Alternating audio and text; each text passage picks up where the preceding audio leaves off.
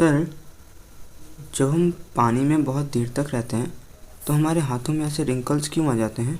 तो इसको समझने के लिए ना हमको समझना होगा ऑस्मोसिस को। ऑस्मोसिस एक ऐसा प्रोसेस है जिसमें वाटर के मॉलिक्यूल्स हायर कंसंट्रेशन से लोअर कंसंट्रेशन की तरफ मूव करते हैं। इसमें वाटर के मॉलिक्यूल्स हायर कंसंट्रेशन से लोअर कंसंट्रेशन की तरफ मूव करते हैं। वो एक एग्जांपल से समझते हैं। मान लेते हैं कि हमने एक बीकर लिया हुआ है या कोई भी बर्तन लिया हुआ है और उसमें पानी भरा हुआ है। हम उसको दो पार्ट्स में डिवाइड कर देते हैं। इसमें और जो डिवाइडर है वो एक सेमी परमिएबल मेम्ब्रेन है। वो सेमी परमिएबल मेम्ब्रेन नहीं पता तो मैं बता दूं कि सेमी परमिएबल मेम्ब्रेन एक इस तरह का डिवाइडर है या इस तरह की ऐसी चीज़ है, चीज़ों को आर पार जाने देती है और कुछ चीज़ों को रोक लेती है। ये बिल्कुल हमारे बॉडी के सेल्स की तरह होते हैं, जो कुछ चीज़ों को बॉडी सेल्स के अंदर जाने देती है और कुछ चीज़ों को अलाउ नहीं करती है। जैसे मान लेते हैं कि हमारी बॉडी के जो सेल्स हैं वो ऑक्सीजन को अंदर जाने देते हैं, न्यूट्रिएंट्स को अंदर जाने देते हैं। हार्मफुल बैक्टीरिया हैं उनको वो रोकते हैं बाहर। तो इसी तरह का एक मेम्ब्रेन मान लेते हैं कि वहाँ पे लगा हुआ है। अब हम एक साइड में क्या करते हैं, एक साइड में ना हम उसको नमक डाल देते हैं। एक साइड में उसके नमक डाल दें उस पानी में, तो जो नमक का कंसंट्रेशन होगा वो भी उस पानी में बढ़ जाने के नाते वाटर का कंसंट्रेशन कम हो जाएगा। वाटर का कंसंट्रेशन कम हो जाएगा और सॉल्ट का कंसंट्रेशन बढ़ जाएगा। अगर आपको कंसंट्रेशन भी नहीं पता तो मैं बता दूं कि कंसंट्रेशन किसी भी एक सोल्यूशन में या किसी भी चीज़ में वो पर्टिकुलर चीज़ कितनी है।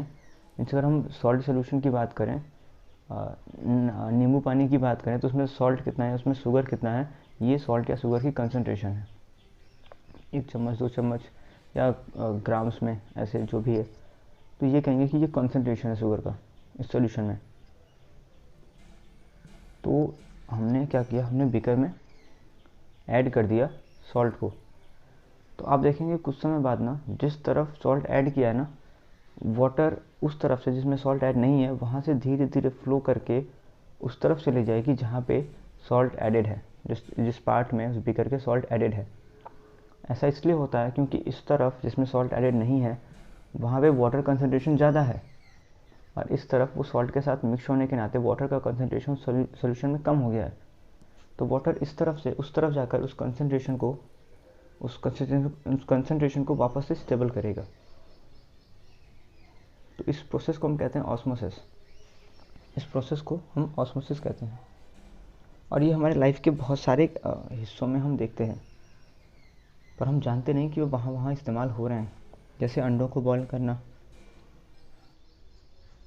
या खाना बनाने में जब हम कच्ची सब्जियों को स्टीम करते हैं तो वास्तव में वाटर ही उनके अंदर जा रहा होता है। तो ये सारे प्रोसेस ऑस्मोसिस के ही हैं। ऑस्मोसिस की जो प्रोसेस है वो 3 तरह की होती है। एक होती है हाइपोटोनिक। हम एक चने का एग्जांपल लेते हैं। तो अगर आप चना लें और उसको ना बस पानी में रात भर के लिए डाल के छोड़ दें, तो नॉर्मल सी चीज़ें हम सुबह उठ कर देखेंगे तो वो थोड़ा सा उसमें वाटर चला गया होगा और वो फूल गए होंगे। मीन्स वाटर क्वांटिटी उसके अंदर कम होती है, वाटर का कंसंट्रेशन चने में कम होगा और जो बीकर है या जो बर्तन जिसमें आपने चना डाला है उसमें पानी ज़्यादा होगा। तो पानी कहाँ मूव करेगा, चने के अंदर, और चना फूल जाएगा। इसको हम कहते हैं हाइपोटोनिक। तो अब आते हैं आइसोटोनिक पे। आइसोटोनिक वो सोल्यूशन है ना, वो स्टेज है जहाँ पे ना वाटर जो कंसंट्रेशन वाटर की बीकर में है वही सेम वाटर कंसंट्रेशन है उस सेल के अंदर या उस चने के अंदर। तो यहाँ पे ना जितनी पानी अंदर जाएगी उतनी पानी बाहर आएगी, तो ये लेवल बराबर रहता है ना। उस चने का साइज़ जो रहेगा ना वो सेम ही रहेगा, ना वो बड़ा होगा ना छोटा होगा। इसको हम कहते हैं आइसोटोनिक। और जो लास्ट है वो है हाइपरटोनिक। इसमें बीकर में पानी कम होता है और चने में पानी ज़्यादा होता है। इस कंडीशन में हमने देखा है क्या होता है कि चने से पानी कहाँ जाता है, बीकर की तरफ जाता है, बाहर मतलब चने से बाहर आ जाता है। तो इसमें चना ना बहुत जल्दी सिकुड़ जाता है, छोटा हो जाता है, उसमें से वाटर लॉस होना शुरू होता है। ये हम सैलेड के केस में भी देखते हैं कि जब हम खीरे पे या किसी वैसे सैलेड पे जब हम नमक डाल देते हैं तो पानी उसमें से बाहर आने लगता है। तो ऑस्मोसिस की जो हाइपोटोनिक वाली कंडीशन होती है ना, वही रिस्पॉन्सिबल होती है इन रिंकल्स के लिए। तो समझ आया ना? तो अगर आया तो चैनल को लाइक करो, सब्सक्राइब करो हाँ, बेल आइकन दबाना मत भूलना।